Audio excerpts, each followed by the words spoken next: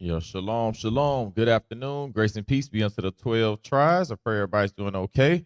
Today we going into the gospel series. We're continuing the gospel series. Matthew chapter 20 is what we're going into today. Let's go ahead and get shout out to the lesson this afternoon. Sarah, I see you in the building. Good afternoon. Good afternoon. Glad to see you here. YT Clips Edits. I guess it's YouTube Clips. Is this church? Yes, where two or three are gathered in my name. Hopefully you gathered in the name or the reputation of Jesus Christ. So yeah, if you gathered in that, yeah, we having church. It says we got a few more on the stream, but ain't nobody said shalom yet. So everybody that's on, like I said, peace be with you. Hey, and if y'all can hear the sound all right, put a 3 in the chat. Let me know if the sound's coming in smoothly. And if it's not, let me know as well. And also, if you did not hear me tell everybody I'm glad y'all went here, you don't hear the sound bite, then let me know. So, as I said, we're going into Matthew chapter 20. Let's go ahead and let's first go to Mark chapter 14, verse 3, and we'll start the lesson. Mark chapter 14. Oh shit, hold on. There we go. Sorry, had to adjust. Oh nope, there it goes. Stay in there.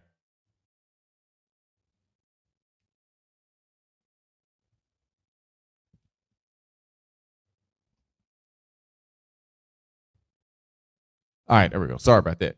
Mark chapter 14, verse 3. And being in Bethany, in the house of Simon the leper, as he sat at meat, there came a woman having an alabaster box of ointment of spikenard, very precious, and she brake the box and poured it on his head. And there were some that had indignation within themselves and said, why was this waste of the ointment made? For it might have been sold for more than 300 pence and had been given to the poor. And they murmured against her. And Jesus said, let her alone. Why trouble ye her? For she hath wrought a good work on me. For ye have the poor with you always, and whensoever ye will, you may do them good. But me ye have not always. She has done what she could. She has come beforehand to anoint my body to the burying. Verily I say unto you, wheresoever this gospel shall be preached throughout the whole world, this also that she have done shall be spoken of for a memorial of her. Then whenever we bring out this message, the true gospel of Jesus Christ, the words that are given to the 12 tribes of Israel, the people that we understand are black under the curse of Deuteronomy 28. And I say they're black, and it's understood as those people because our people are the ones who are the slave descendants, who are still oppressed to this day, who are suffering, who are downtrodden, who have given up hope, what I'm saying, given up in so many ways because we are receiving the punishments of the Most High God.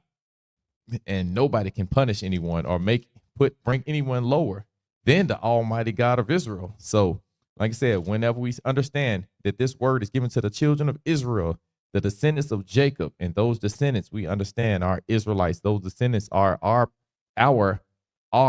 people. I'm sorry, because we know that we went through all these things. So we always going to remember the woman to put the ointment on the body of our Messiah, the black Messiah, Jesus the Christ. So now let's go into a future prophecy. Let's go to Ezekiel chapter 37, verse 24. Ezekiel chapter 37, verse 24. Matter of fact, I'm going to start at 22. Ezekiel chapter 37, verse 22.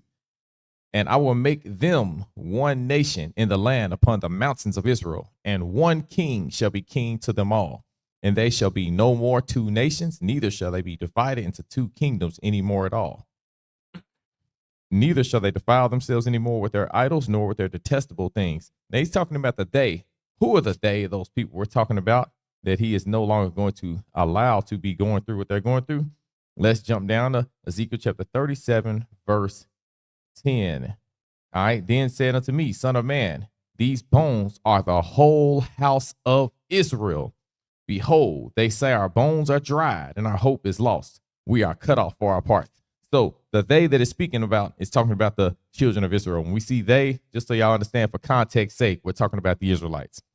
Ezekiel chapter 37, verse 23, neither shall they defile themselves any more with their idols, nor with their detestable things, nor with any of their transgressions, but I will save them out of all their dwelling places, wherein they have sinned, and will cleanse them. So shall they be my people, and I will be their God. And David, my servant, shall be king over them, and they shall all have one shepherd.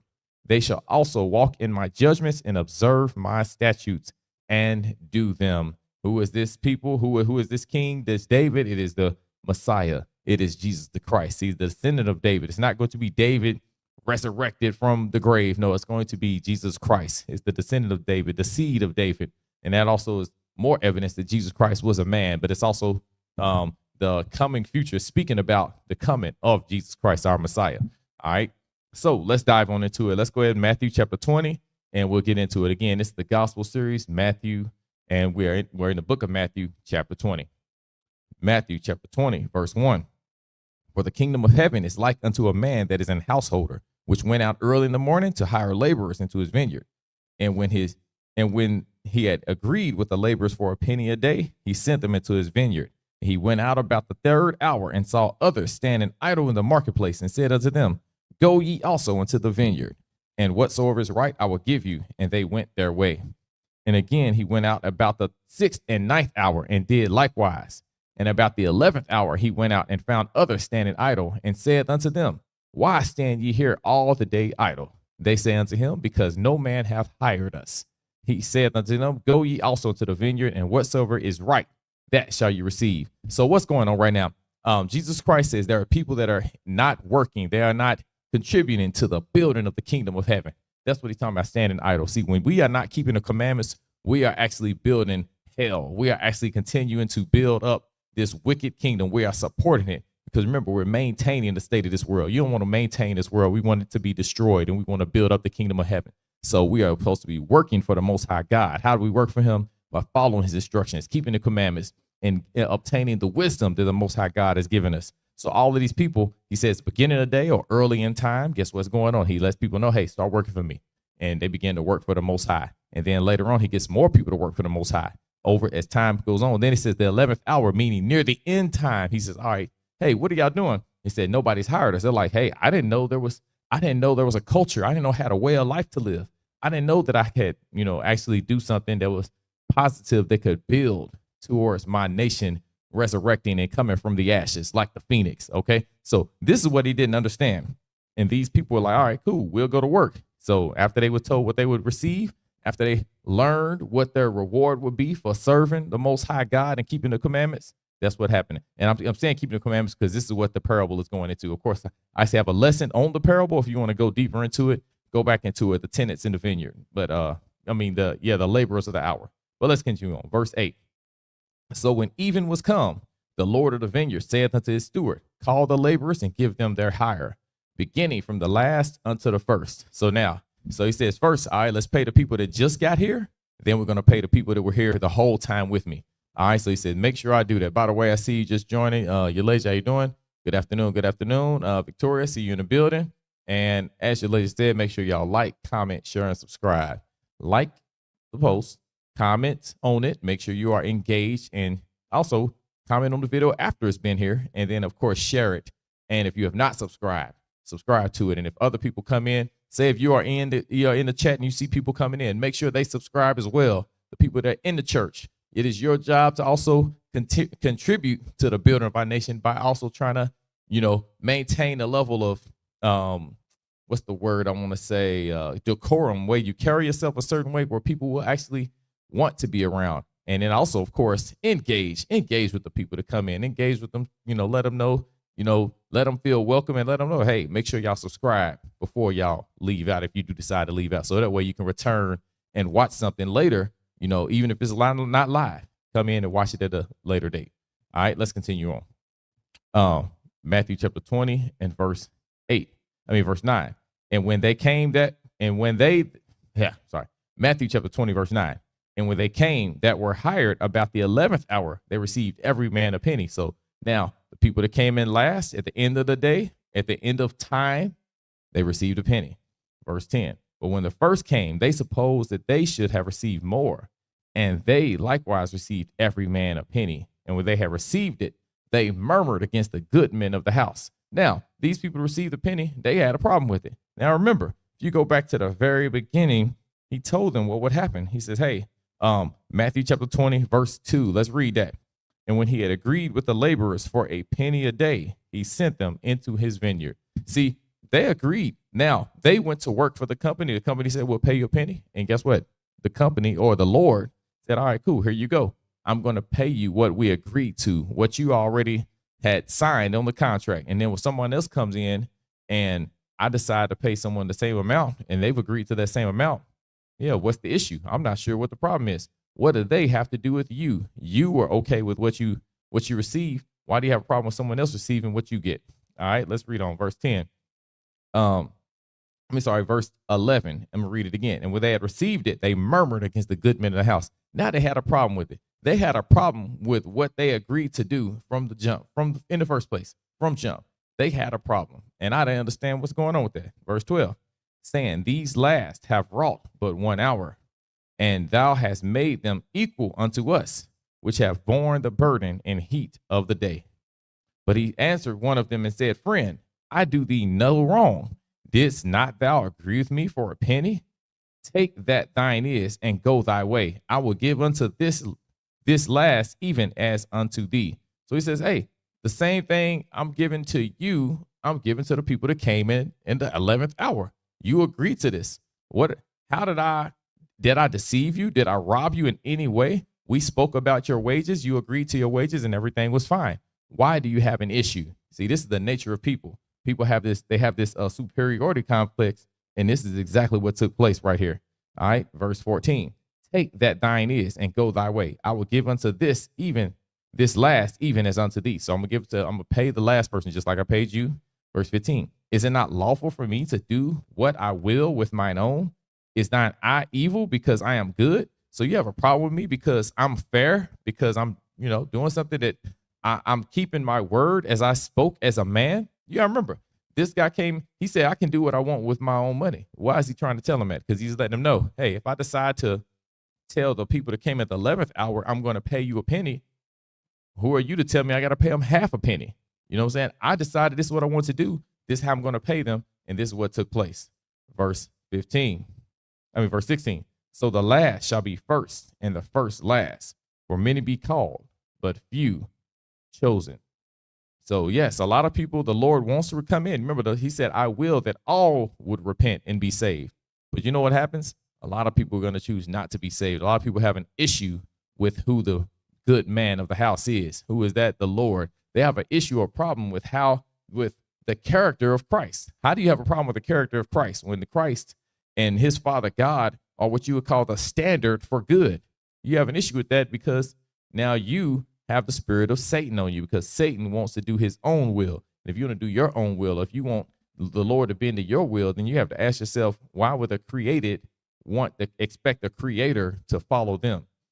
Verse 18, behold, we go up to Jerusalem, and the Son of Man shall be betrayed unto the chief priests and unto the scribes, and they shall condemn him to death, and shall deliver him to the Gentiles to mock and to scourge and to crucify him.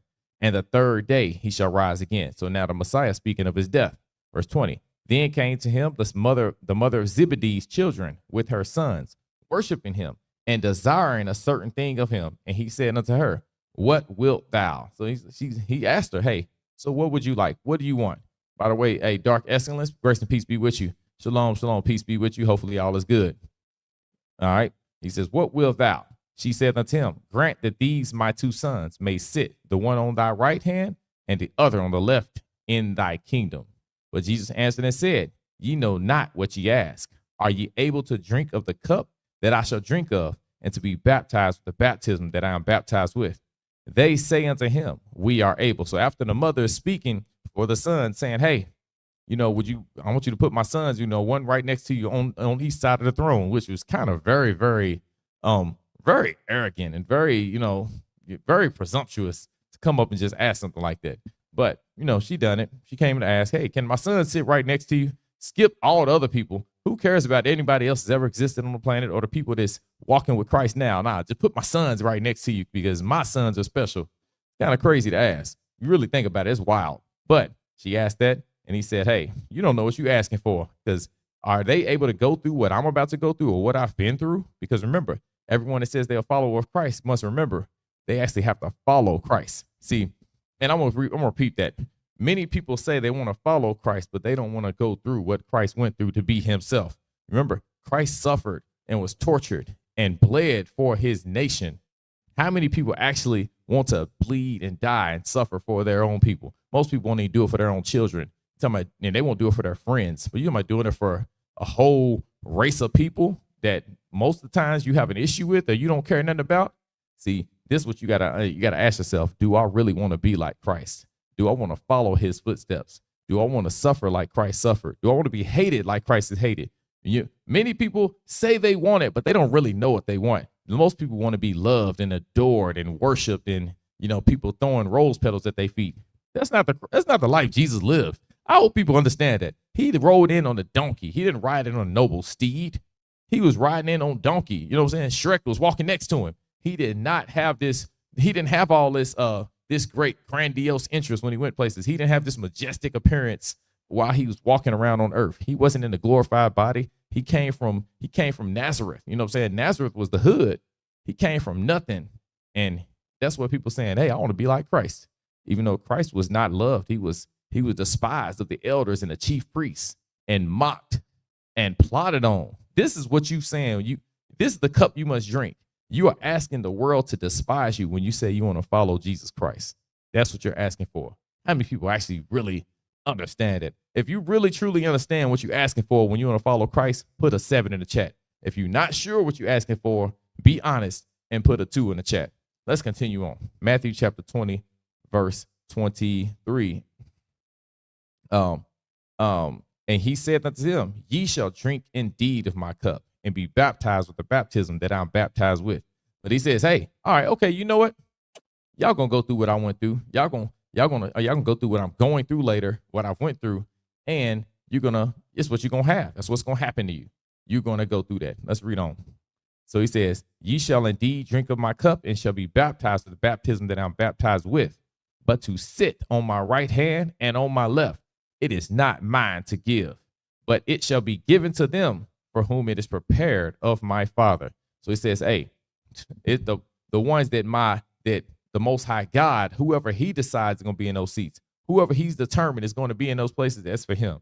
I'm not the judge of that. You know what I'm saying? So you can't ask me to do something that I don't have authority over. It's above my pay grade. That's what Jesus told her.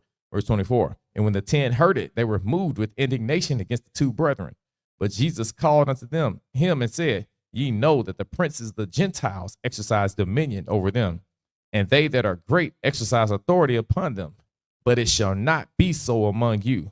But whosoever will be great among you, let him be your servant. So whoever decides they want to be the top guy, the top dog, I remember, you're going to serve and you're going to do for the people. You working for the people. If much is given to you, much is required. And what's required is for you to what's the word?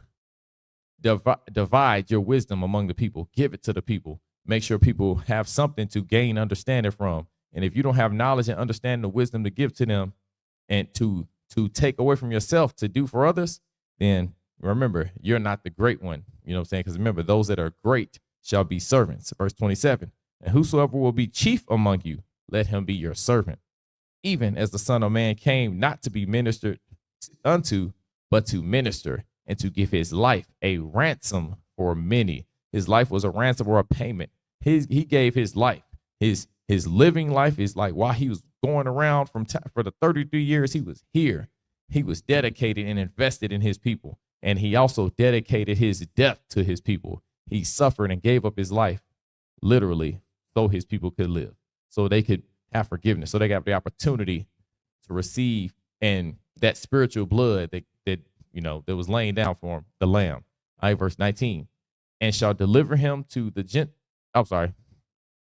verse 29. Matthew 20:29. And as they departed from Jericho, a great multitude followed him.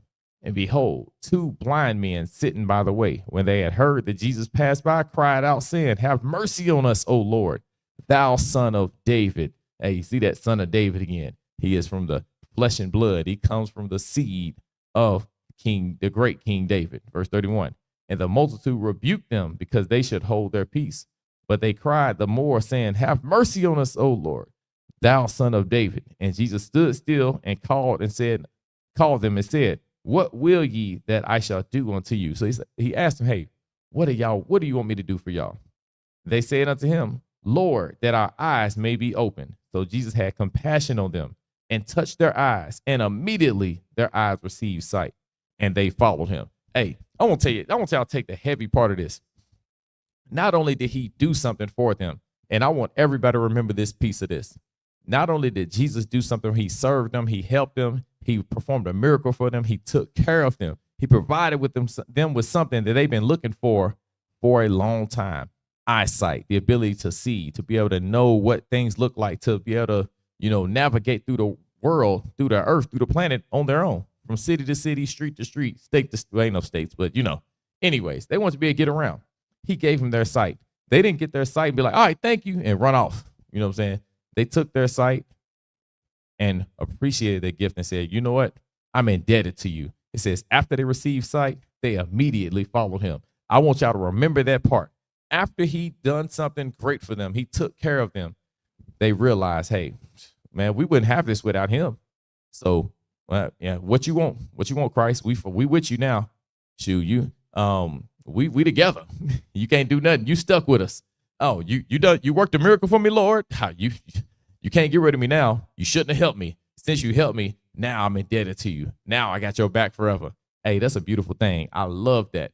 And that's just something I want us to be able to take out of that. When somebody does a miracle for you, somebody looks out for you, somebody shows you love and has compassion and patience with you, that you actually be willing to give your life for them, give them that sacrifice, because it's our reasonable service, as it says in Romans chapter 12.